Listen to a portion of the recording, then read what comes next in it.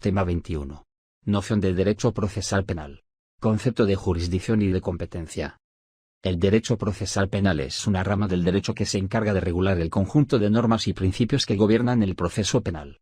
Se concentra en las normativas que rigen desde el momento en que se comete un delito hasta la culminación del proceso judicial, ya sea mediante la sanción correspondiente o la resolución del conflicto por parte del Estado.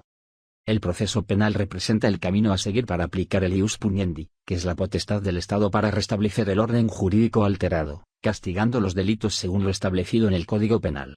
Esto asegura que los ciudadanos afectados por actos delictivos reciban justicia, eliminando la justicia por mano propia. Sin embargo, dado lo serio de las consecuencias en los procesos penales, se aplican ciertas garantías procesales para evitar abusos y asegurar un proceso justo.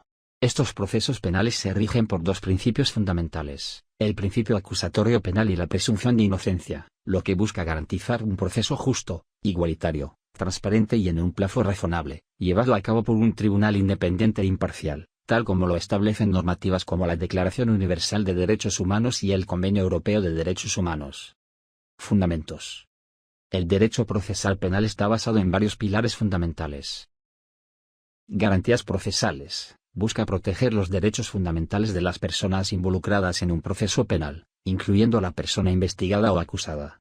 Estos derechos pueden incluir el derecho a un juicio justo, la presunción de inocencia, el derecho a la defensa, entre otros.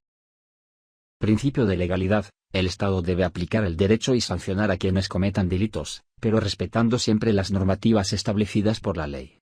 Esto implica que ningún individuo puede ser castigado sin que exista una ley previa que establezca claramente la conducta como delictiva. Estructura del proceso penal. El proceso penal se divide en varias etapas. Investigación. Se inicia con la comisión del delito, y se desarrolla la recolección de pruebas para determinar la autoría y responsabilidad. Puede llevarse a cabo por parte de la policía, el Ministerio Público o Fiscalía, y se busca recabar evidencia para sustentar la acusación. Etapa intermedia o de juicio oral. Se lleva a cabo ante un tribunal, y es la fase en la que se discuten las pruebas recopiladas durante la investigación. Aquí se decide si el acusado debe ser enjuiciado, y se establece la admisibilidad de las pruebas. Sentencia. Es el momento en el que el tribunal emite una resolución sobre la culpabilidad o inocencia del acusado, en base a la evidencia presentada y los argumentos legales expuestos. Concepto de jurisdicción y competencia. Jurisdicción.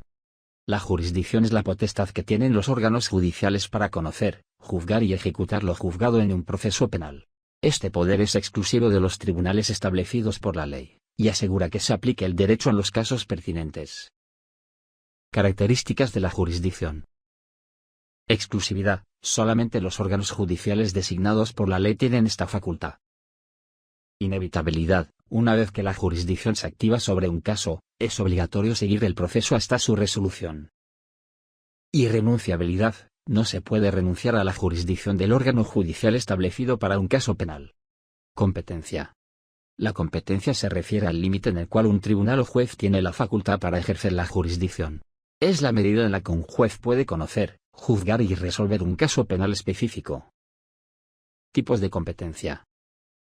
Objetiva. Se relaciona con la naturaleza del delito, determinando qué tipo de tribunal puede conocer del caso. Territorial. Define el lugar geográfico donde se llevará a cabo el proceso penal. Funcional. Establece qué juez o tribunal específico dentro de un sistema judicial es competente para conocer un caso. La delimitación de la competencia es vital para garantizar la imparcialidad, la agilidad y la eficacia del proceso penal, evitando conflictos y asegurando que cada caso sea llevado por el tribunal adecuado según lo establecido por la ley. Los órganos de la jurisdicción penal. En el sistema judicial penal de España, los órganos desempeñan roles específicos para garantizar la aplicación justa de la ley en casos criminales. Aquí está una expansión más detallada. 1.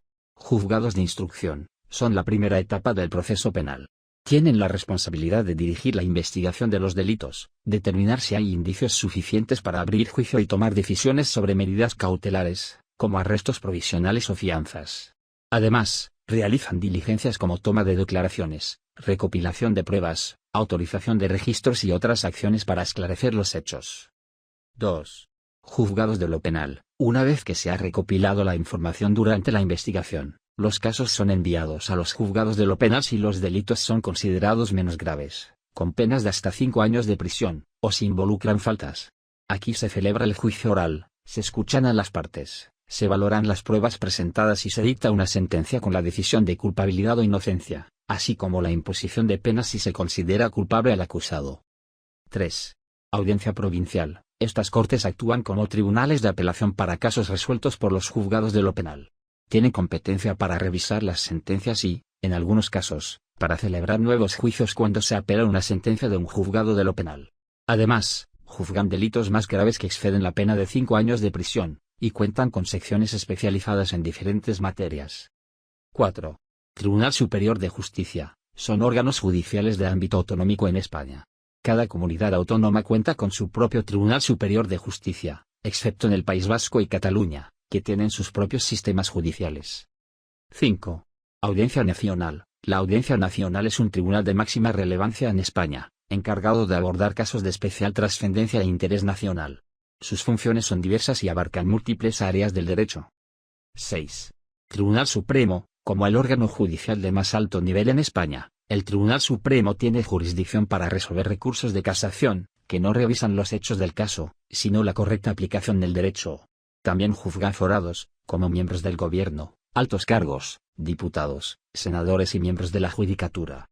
Además, puede unificar doctrina y resolver conflictos de competencia entre distintos tribunales. 7. Tribunal Constitucional. Aunque no es exclusivamente penal, este tribunal desempeña un papel fundamental en la protección de los derechos fundamentales. Puede conocer de recursos de amparo presentados por personas que alegan vulneración de sus derechos durante el proceso penal, garantizando la constitucionalidad de las actuaciones judiciales. Juzgados de Instrucción. El juzgado de instrucción es una pieza fundamental en el sistema judicial penal de España. Aquí te detallo más sobre su funcionamiento. 1. Fase de investigación. Esta fase comienza cuando se presenta una denuncia o se tiene conocimiento de un posible delito.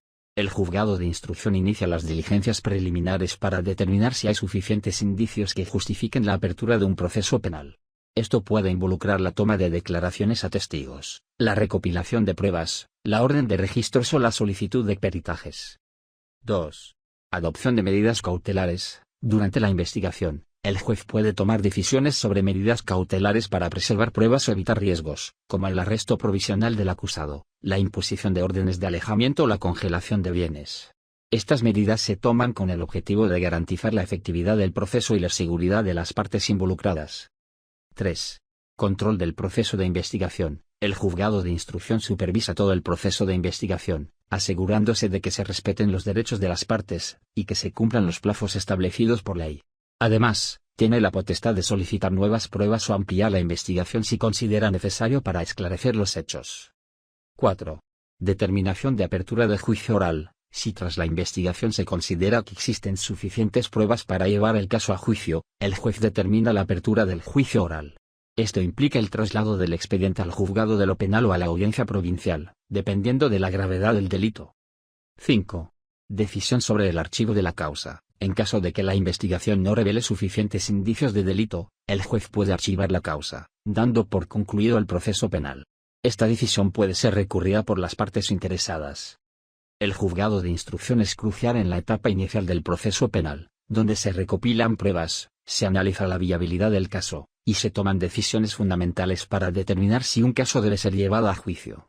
Su labor es clave para garantizar el debido proceso, y el respeto de los derechos de todas las partes involucradas. Aquí se encuentran juzgados de violencia sobre la mujer y de lo mercantil, juzgados de lo penal.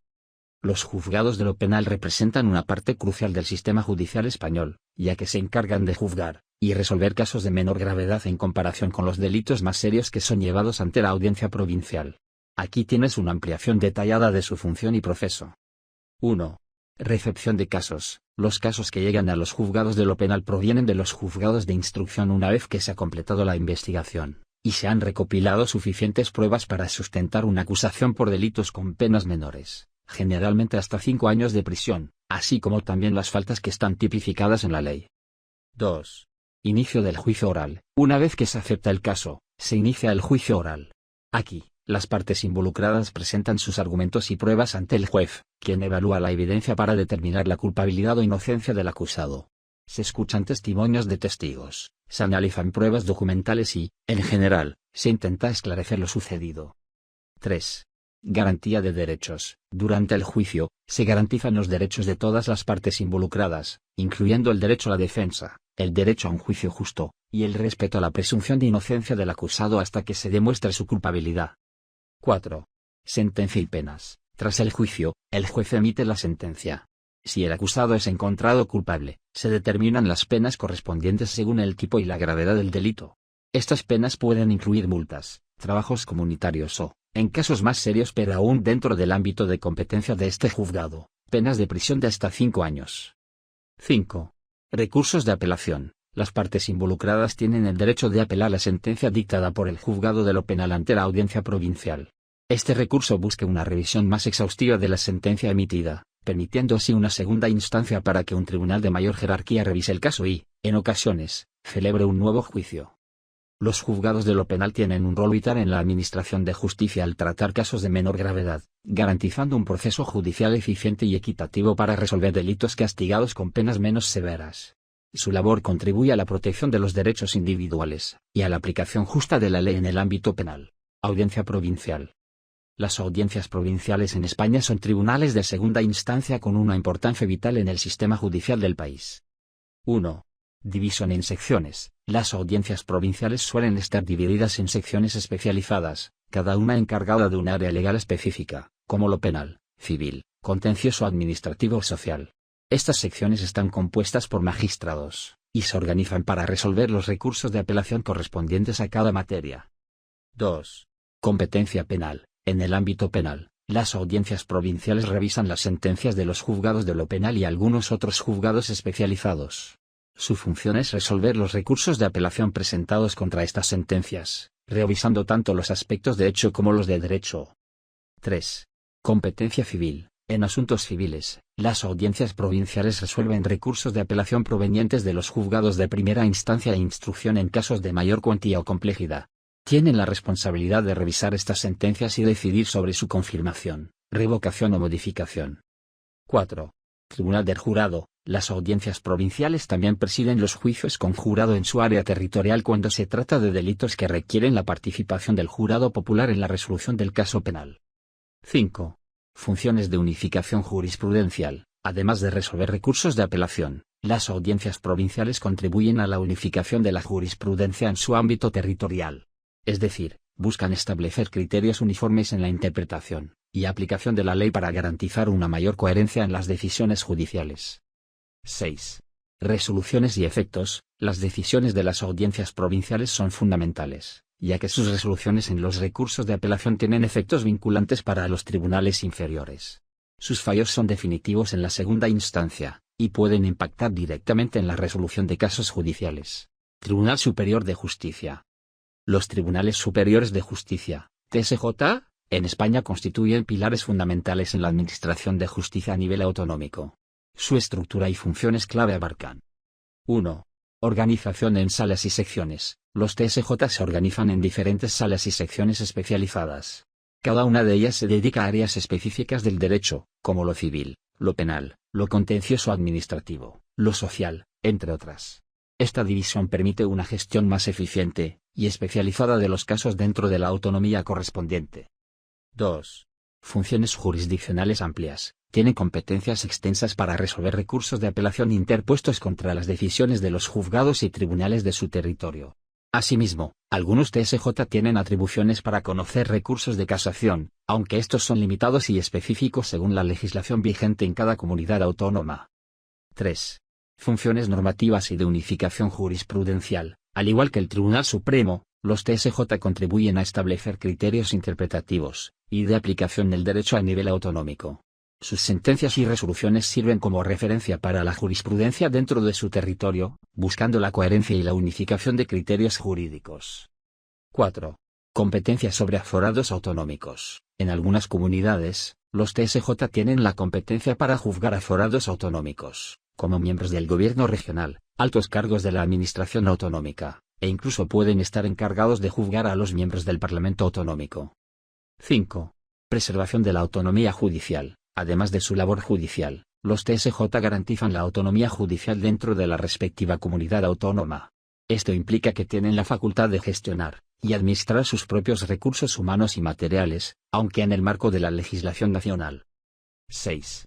Vigilancia de la justicia. Los TSJ ejercen un rol de supervisión sobre los juzgados y tribunales de su jurisdicción, asegurando la correcta aplicación de la ley, y velando por el cumplimiento de los derechos y garantías de los ciudadanos en el ámbito autonómico. Audiencia Nacional.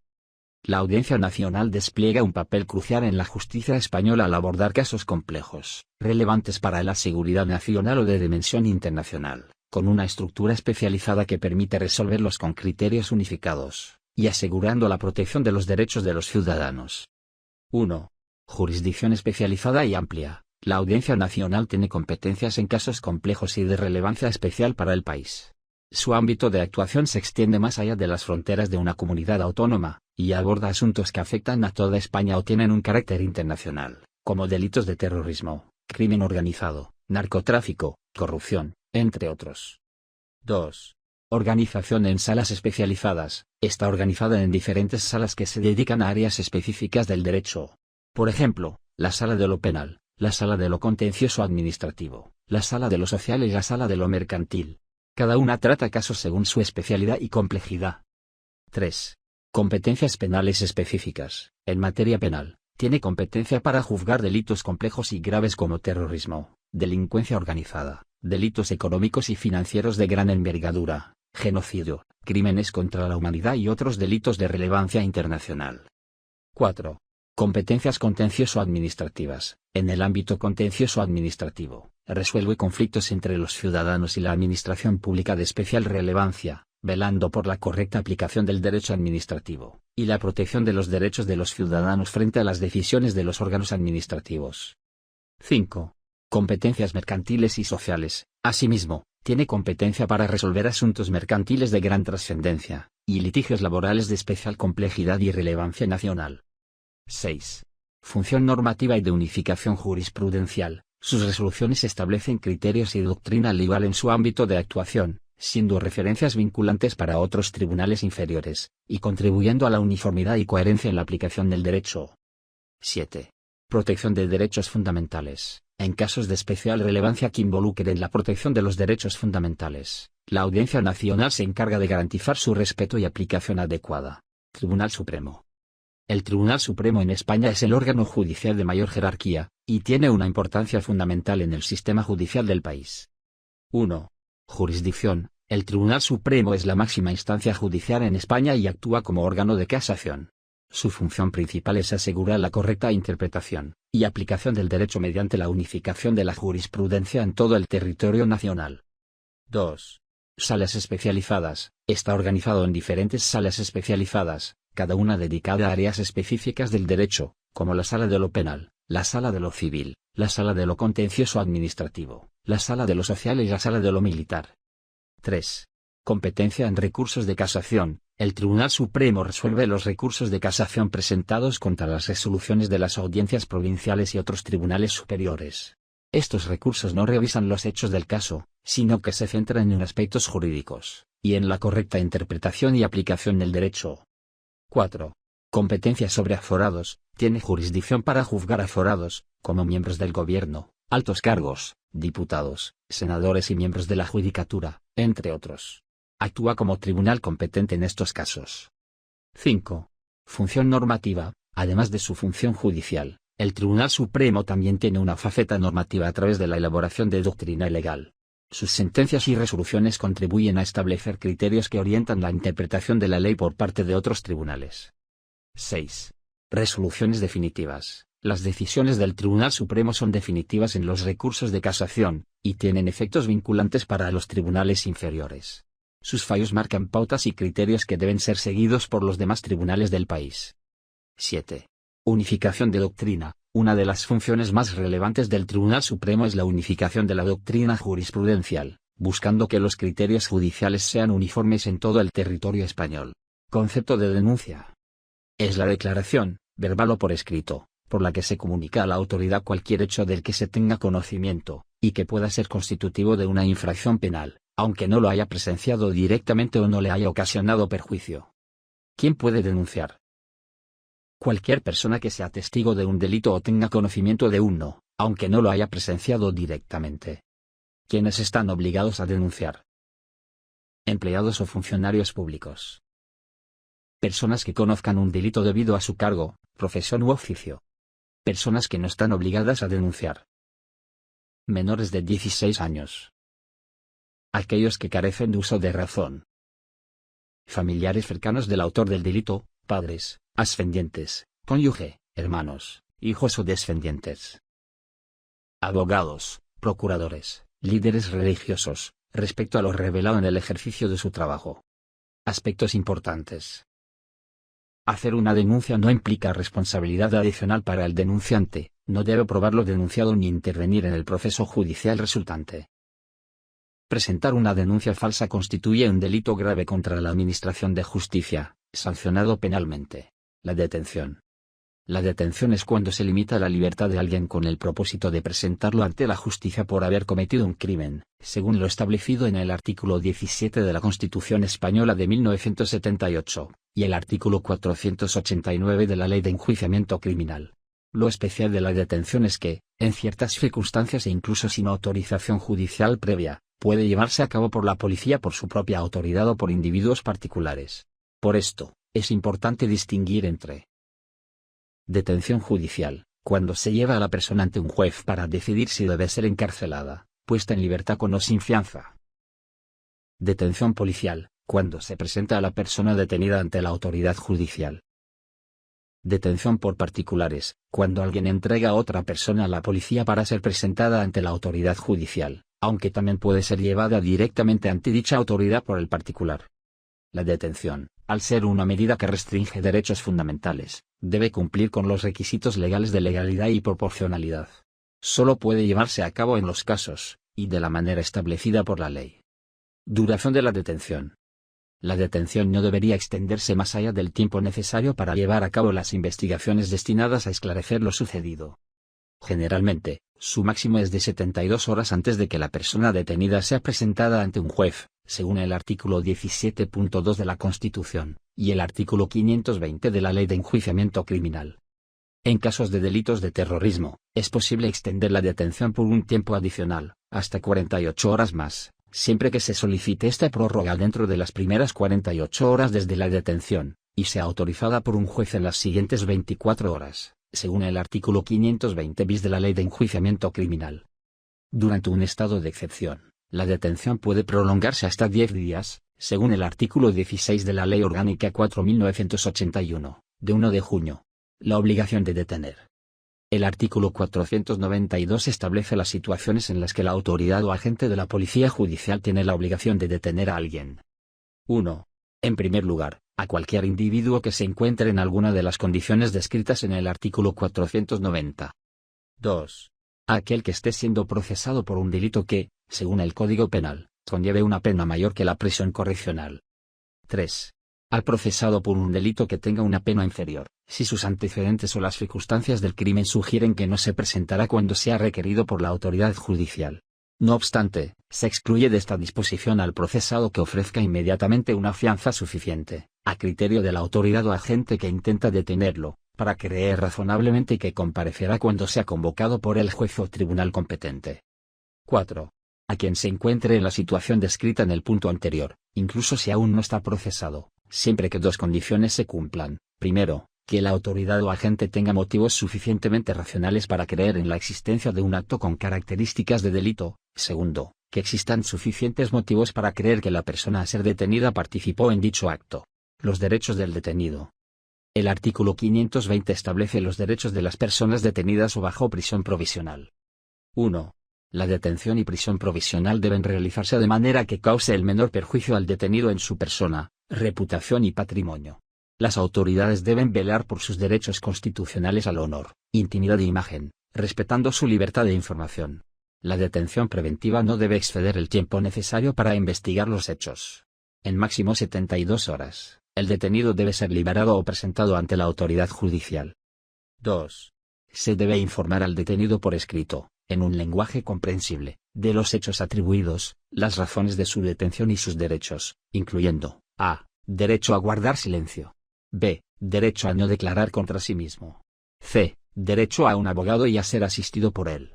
D. Derecho a acceder a elementos de las actuaciones esenciales para impugnar su detención. E. Derecho a informar a un familiar o persona de confianza. F. Derecho a comunicarse telefónicamente con alguien de su elección. G. Derecho a ser visitado por autoridades consulares. H. Derecho a un intérprete, si es necesario. I. Derecho a ser examinado por un médico.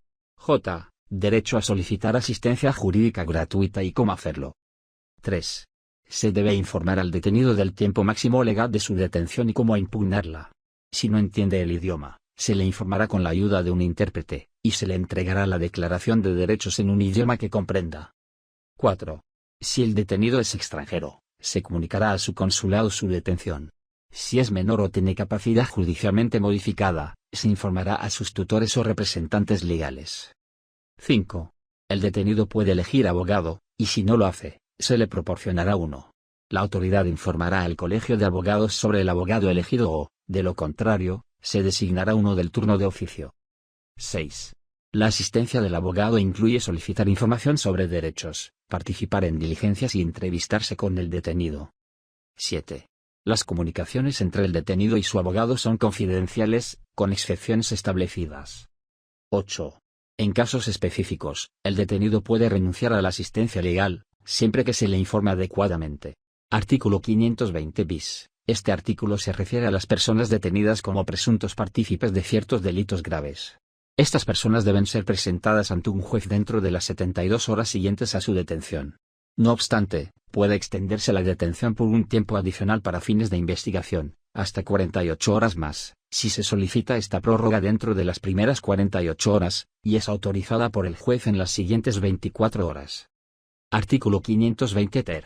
Las personas detenidas en espacios marinos por cometer ciertos delitos específicos tienen derechos similares a los descritos anteriormente, siempre que sea compatible con los recursos disponibles a bordo. Deben ser puestos en libertad o presentados ante la autoridad judicial tan pronto como sea posible, dentro de un plazo máximo de 72 horas. Si no es posible llevar a los detenidos ante la autoridad judicial físicamente, se permite la presentación por medios telemáticos. Artículo 521. Los detenidos deben estar separados entre sí en la medida de lo posible. Si no es factible separarlos, se deben considerar factores como la edad, educación y naturaleza del delito al agruparlos, evitando juntar a personas de diferente sexo a reincidentes con no reincidentes o jóvenes. Artículo 522. Los detenidos pueden, si es posible y no compromete su seguridad, costearse comodidades u ocupaciones acordes con las reglas del lugar de detención. Artículo 523. Los detenidos pueden solicitar visitas de ministros religiosos, médicos, parientes o personas para recibir asesoramiento, siempre que no afecte el secreto sumarial. Además, la relación con su abogado defensor no puede ser restringida mientras estén en comunicación. Artículo 524. El juez instructor autorizará los medios de correspondencia y comunicación del detenido, siempre que no perjudique la investigación. Artículo 525. No se aplicarán medidas extraordinarias de seguridad a menos que sea necesario por desobediencia, violencia, rebelión o intento de fuga. Estas medidas deben ser temporales y limitarse al tiempo estrictamente necesario. Artículo 526. El juez instructor visitará las prisiones semanalmente para conocer la situación de los detenidos y tomar medidas para corregir posibles abusos. Artículo 527. Se pueden restringir los derechos del detenido, como designar abogado, comunicarse con algunas personas o mantener entrevistas privadas con su abogado, en circunstancias específicas. La restricción de estos derechos requiere una orden judicial debidamente motivada, y control efectivo del juez sobre la situación del detenido. El procedimiento de habeas corpus. El objetivo principal del habeas corpus es proporcionar soluciones rápidas y efectivas en casos donde una persona ha sido detenida sin justificación legal o está siendo mantenida en condiciones ilegales. En esencia, el habeas corpus implica la comparecencia del individuo detenido frente a un juez. Esta expresión, de origen etimológico, da nombre al procedimiento y brinda la oportunidad al ciudadano privado de libertad de exponer sus argumentos contra las razones de su detención o las condiciones en las que se encuentra detenido. El propósito es que el juez decida, en última instancia, si la detención está de acuerdo con la ley. El proceso comienza con una solicitud detallada que puede ser presentada por la persona detenida, sus familiares directos, representantes legales, el Ministerio Fiscal o el Defensor del Pueblo. Además, el juez competente puede iniciar este procedimiento de forma independiente si tiene conocimiento de una detención ilegal. En esta solicitud inicial, no es necesario contar con la representación de un abogado o procurador. Y se detallan los datos relevantes sobre la detención, como el lugar, las autoridades a cargo y los motivos específicos que fundamentan la solicitud del habeas corpus. Una vez presentada la solicitud, las autoridades responsables de la custodia de la persona detenida ilegalmente tienen la obligación de informar al juez de manera inmediata. Esta notificación es crucial para que se tomen medidas rápidas y efectivas. El juez competente evalúa la solicitud, y puede dar lugar al proceso o rechazarla. En caso de aceptación, ordena que la persona detenida sea llevada ante él sin demora, brindándole la oportunidad de expresar su situación. Luego, el juez revisa todas las circunstancias, y escucha a las partes involucradas antes de tomar una decisión. Esto debe ocurrir en un plazo máximo de 24 horas desde que se inicia el proceso. Las resoluciones del juez pueden variar. Si se determina que no existe una detención ilegal, el caso se archiva. Por otro lado, si se confirma la detención ilegal, se puede ordenar la liberación inmediata o establecer condiciones de detención acordes a la ley, además de disponer la presentación inmediata ante el juez si se excede el tiempo legal de detención. Todo ello garantizando el respeto por los derechos, y el cumplimiento de las normativas legales vigentes. Funciones del Ministerio Fiscal. El Ministerio Fiscal, guiado por los principios de legalidad y equidad, desempeña sus funciones conforme a lo establecido en la normativa y el sistema jurídico del país. Su labor se enfoca en atender al interés social a través de la defensa de la legalidad y el interés público, participando principalmente en los tribunales de justicia en diferentes áreas, como penal, civil, contencioso administrativo y social. Dentro de las funciones definidas en el Estatuto del Ministerio Fiscal, se destacan: garantizar que la administración de justicia se lleve a cabo de manera efectiva, respetando las leyes y los plazos establecidos, utilizando las acciones y recursos necesarios. Proteger la independencia de los jueces y tribunales, ejerciendo las funciones que la ley les asigna para este propósito. Velar por el respeto de las instituciones constitucionales, los derechos fundamentales y las libertades públicas, actuando en su defensa cuando sea necesario. Iniciar acciones legales, tanto penales como civiles, en relación con delitos y faltas, oponiéndose a las acciones de otros cuando sea pertinente. Intervenir en procesos penales, solicitando medidas cautelares adecuadas y realizando investigaciones para esclarecer los hechos, incluso dirigiendo procedimientos relacionados con la responsabilidad penal de menores. Participar en procesos legales relacionados con el Estado civil y otros determinados por la ley, siempre en defensa de la legalidad y el interés público o social. Velar por la protección procesal de las víctimas y la seguridad de testigos y peritos, facilitando su asistencia y apoyo efectivos. En el ámbito de la responsabilidad penal de menores, actuar de acuerdo con la legislación específica, y con el objetivo de proteger el interés superior del menor. Facilitar o colaborar en la asistencia judicial internacional según lo establecido en las leyes, tratados y convenios internacionales. La Policía Judicial. La función de Policía Judicial. 1. Los agentes policiales deben cooperar con las autoridades judiciales, y el Ministerio Fiscal para investigar delitos y detener a los responsables, siempre dentro de los límites de su autoridad y cumpliendo con las normativas legales establecidas. 2. Actúan cuando se les solicita por las autoridades judiciales, fiscales o sus superiores, y también pueden iniciar investigaciones bajo supervisión o por iniciativa propia, aunque esto último se hace siguiendo ciertos procedimientos. 3. En situaciones urgentes o cuando no hay unidades especializadas disponibles, los agentes pueden realizar investigaciones, asegurándose de no exceder los límites de su área legal y territorial. 4. Cuando se enteran de un posible delito, los agentes deben tomar medidas preliminares, como asegurar la escena y los objetos relacionados, y reportarlo todo a las autoridades correspondientes, siguiendo los procedimientos legales establecidos. 5.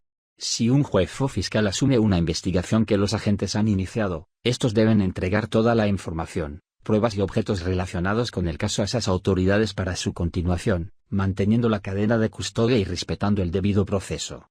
Dependencia funcional. 1.